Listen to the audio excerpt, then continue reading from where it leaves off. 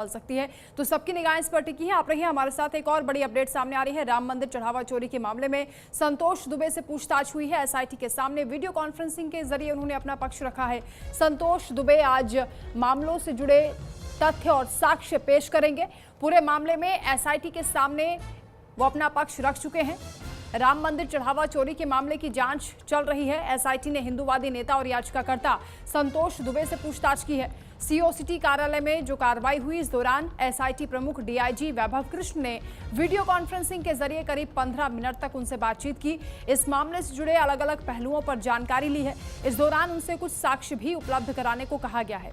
जानकारी के मुताबिक संतोष दुबे को रविवार शाम करीब 8:30 बजे सीओसीटी कार्यालय बुलाया गया।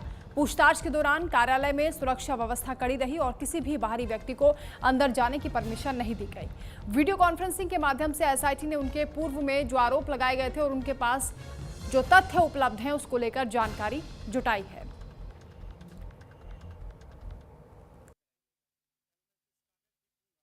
तो इस एसआईटी में जो लोग हैं उसे लैपटॉप से वो कॉन्फ्रेंसिंग हुई। उन्होंने मुझसे जानकारी ली।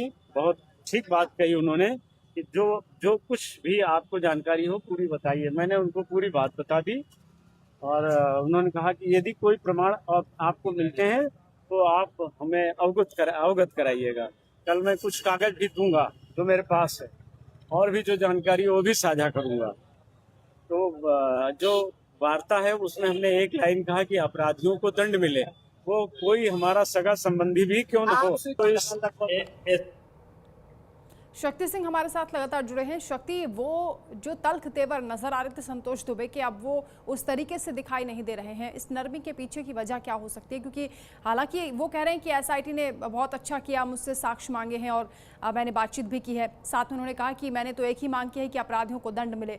अब वो साक्ष्य भी पेश करेंगे और भी सबूत जो उनके पास होंगे वो रखेंगे, लेकिन जितनी पहले तल्खी दिखाई दे रही थी वो तेवर अब नजर नहीं आ रहे। जी देखिए, मैं आपसे पहले यही बोला कि उनके जो सुर हैं वो बदल गए हैं। कहीं ना कहीं अब वो जो प्रणब कटियार ने बोला था कि उनको इस जगह पे भेज देंगे कि उनके दिमाग ठीक हो जाएंगे, तो वो कहीं ना कहीं अब वो चीजें सही होती नजर आ रही। जिस तरीके से वो दहाड़ के बोलते थे कि ये हो जाएगा वो हो जाएगा, इस तरीके का आदमी है, वो ये करता है वो करता है, सारी चीजें बदलते हुए आपने देखा किस तरीके से वो नरमी से, कितने नरमी से बात कर रहे थे। वो जो दमदारी थी उनकी वो गायब हो गई। एक क्यों? और चीज, वो आखिर ऐसा एसआईटी की क्या हुआ तारीफ उस करते बीच? हुए दिखे। उन्होंने कहा कि एसआईटी अच्छा काम कर रही है, जबकि एसआईटी पर वो सवाल उठा रहे थे, जांच पर वो भरोसा नहीं जता रहे थे। ये भी कह दिया था कि मुख्यमंत्री योगी आदित्यनाथ को खुद आकर उनको संज्ञान लेना चाहिए, चीजों को देखना चाहिए। जी जी जी, वही मैं बता रहा था कि देखिए किस तरीके से सुर जो है वो बदले हुए दिखाई पड़ रहे हैं इनके।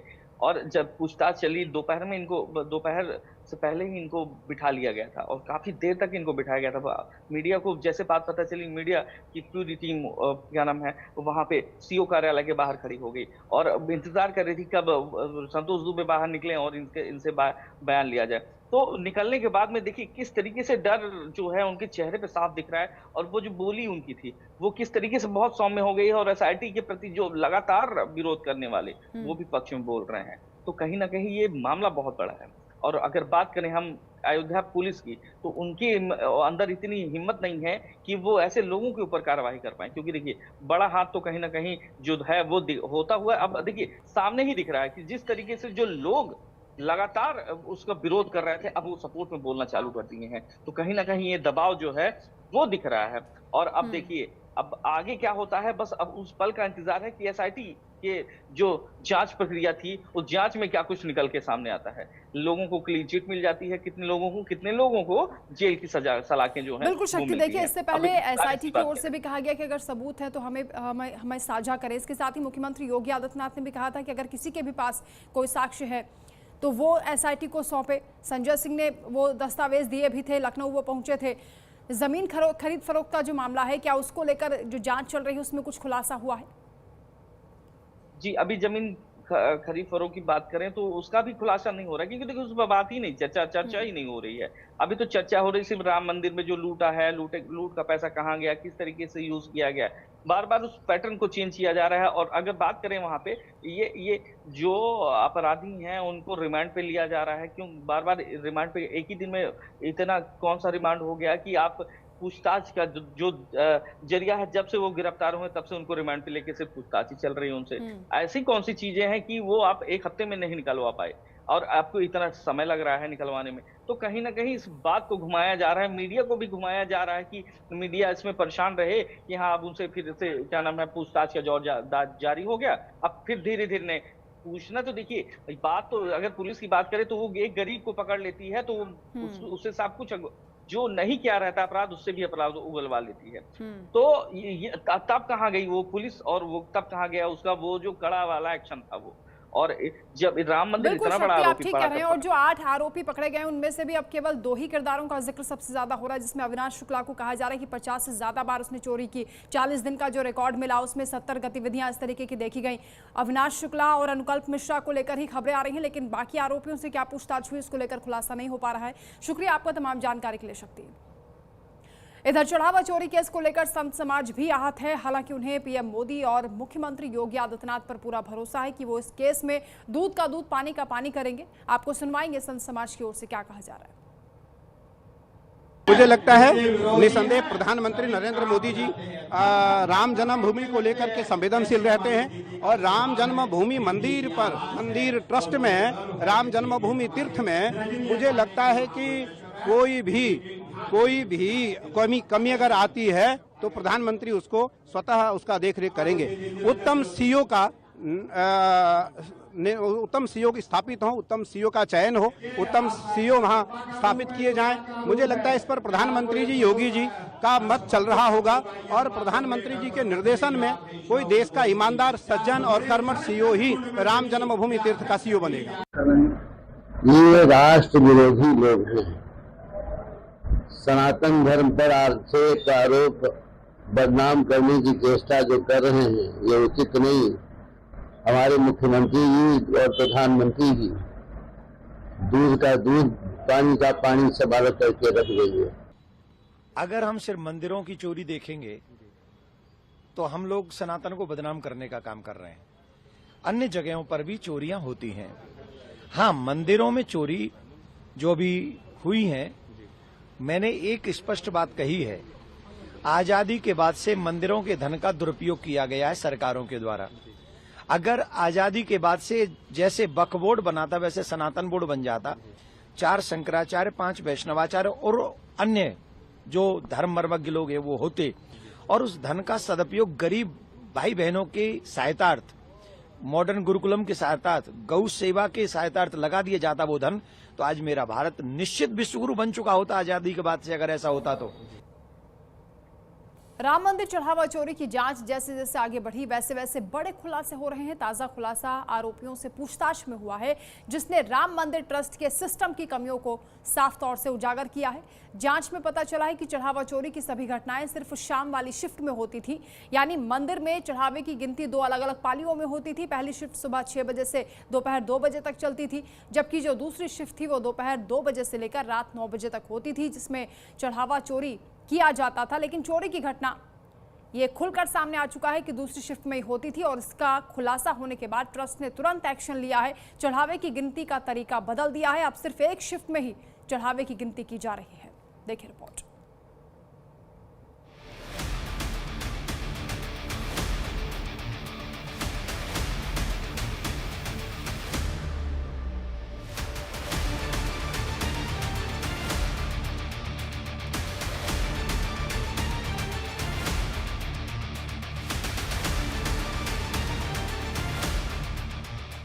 चढ़ावा चोरी के आरोपियों से पूछताछ, एसआईटी और अयोध्या पुलिस की जांच और जांच पड़ताल में हो रहे खुलासे करोड़ों राम भक्तों को हैरान कर रहे हैं। ताजा खुलासा आरोपियों से पूछताछ में हुआ। पूछताछ में आरोपियों ने चोरी के तरीके को लेकर कुछ बेहद अहम जानकारी दी। पूछताछ से पता चला कि चढ़ावा चोरी की सभी घटनाएं शाम वाली शिफ्ट में ही होती थी। इस समय आरोपियों के लिए हाथ साफ करना ज्यादा आसान था। आरोपियों ने बताया कि 40 दिन के भीतर करीब 70 बार चढ़ावे की चोरी की। इनमें सबसे ज्यादा 50 से अधिक बार चोरी अकेले अविनाश शुक्ला ने की, जो कई बार एक ही दिन में 2-2 बार चोरी करता था। इस पूरे खेल में अनुकल्प मिश्रा हर बार उसकी मदद करता था। जांच में सामने आए इन गंभीर तथ्यों के बाद राम मंदिर ट्रस्ट ने तुरंत एक्शन लेते हुए चढ़ावे की गिनती का तरीका पूरी तरह बदल दिया है। अब 2 शिफ्टों की जगह सुबह 9 बजे से शाम 6 बजे तक सिर्फ एक ही शिफ्ट में दान की गिनती की जाएगी। चढ़ावा चोरी अपने में आप जानते हैं, हमारे कोषाध्यक्ष महोदय जो स्वामी गोविंद देव गिरी जी हैं, उन्होंने भी आप सभी से वार्ता की और बताया कि यह अपने में एक तरीके का कलंक है। एक तरीके से राम मंदिर में यह घटना घट गई, इसका हम सभी को एक खेद ही नहीं, एक तरीके से हम सभी उससे छोटापन महसूस कर रहे हैं। तो यह व्यवस्था का एक प्रश्न है, व्यवस्था में सुधार होगा, मुझे पूरा विश्वास है, और इस प्रकार की घटनाएं दोहराई नहीं जाएंगी। चढ़ावा चोरी की घटना के बाद ट्रस्ट अब सिर्फ आरोपियों के खिलाफ कार्रवाई तक सीमित नहीं रहना चाहता। फोकस पूरी व्यवस्था को मजबूत बनाने पर है। आने वाले समय में दर्शन व्यवस्था को और सुगम बनाया जाएगा। चढ़ावा प्रबंधन में डिजिटल निगरानी और जवाबदेही बढ़ाई जाएगी। पास जारी करने की प्रक्रिया को अधिक नियंत्रित किया जाएगा। पूजा पद्धति और राग भोग व्यवस्था को रामानंदी परंपरा के अनुरूप और व्यवस्थित किया जाएगा। सुरक्षा और क्राउड मैनेजमेंट में तकनीक का इस्तेमाल बढ़ाया जाएगा। यानी राम मंदिर में अब बदलाव सिर्फ चेहरों का नहीं बल्कि पूरे सिस्टम का दिखाई दे सकता है। सिस्टम में बदलाव के लिए 22 जुलाई को राम मंदिर ट्रस्ट की बैठक होने वाली है, जिसमें कई बड़े फैसले हो सकते हैं। बताया जा रहा है कि बैठक में खाली पदों पर नए सदस्यों की नियुक्ति को अंतिम रूप दिया जा सकता है। दर्शन व्यवस्था में बदलाव का खाका पेश किया जा सकता है। चढ़ावा प्रबंधन को और पारदर्शी बनाने के लिए नई व्यवस्था लागू करने पर फैसला हो सकता है। सुरक्षा, क्राउड मैनेजमेंट और दर्शन व्यवस्था को आधुनिक बनाने के प्रस्ताव पर मुहर लग सकती है। 22 जुलाई को होने वाली बैठक में ये साफ होगा कि राम मंदिर के प्रशासनिक ढांचे में किसकी भूमिका कितनी बढ़ेगी। बताया जा रहा है कि इस दिन राम मंदिर ट्रस्ट के नए सीईओ को लेकर बड़ा फैसला हो सकता है।